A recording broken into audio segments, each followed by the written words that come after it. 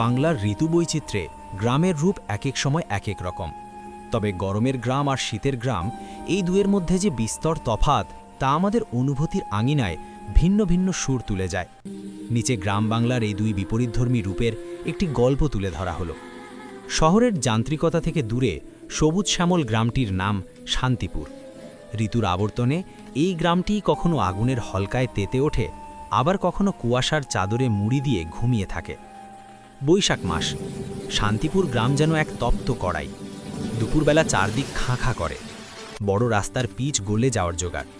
ক্লান্ত কাকটা তেষ্টা মেটাতে ডোবার ধারে মুখ বাড়ায়, কিন্তু সেখানেও কাদাটে জল। গ্রামের বড় পুকুরটাই তখন সবার ভরসা। কুচি কাছারা সব পুকুরের জলে ঝাঁপিয়ে পড়ে ঘন্টার পর ঘন্টা কাটিয়ে দেয়। তাদের চোখে মুখে ক্লান্তি নেই, শুধু আছে দুঃশিপনা। দুপুরের নিস্তব্ধতা ভেঙে মাঝে মাঝে শোনাকায় ঘুঘুর ডাক। গ্রামের বউরা বারান্দায় বসে শীতল পাটি বিছিয়ে তালপাতার পাখা দিয়ে হাওয়া করে আর আমসত্ত্ব শুকোতে দেয়। বিকেলে হঠাৎ কালবৈশাখীর দেখা মিললে গ্রামের ছবিটাই পাল্টে যায়। ধুলোর ঝড় উড়িয়ে যখন বৃষ্টি নামে, তখন সোঁদা মাটির গন্ধে মন ভরে ওঠে।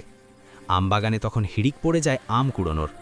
সেই গরমের দুপুর আর আম কুড়োনোর আনন্দ যেন এক অবিচ্ছেদ্য স্মৃতি।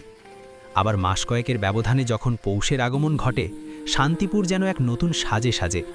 ভোরের গ্রাম ঢাকা থাকে ঘন সাদা কুয়াশায়। মাঠের ধানের টুপটুপ করে শিশির পড়ে। শীতের গ্রামের সকালটা শুরু হয় খড়কুটো জ্বালিয়ে আগুন পোহানোর মধ্য দিয়ে। বুড়ো থেকে শিশু সবাই চাদর মুড়ি দিয়ে গোল হয়ে আগুনের পাশে বসে গল্প করে।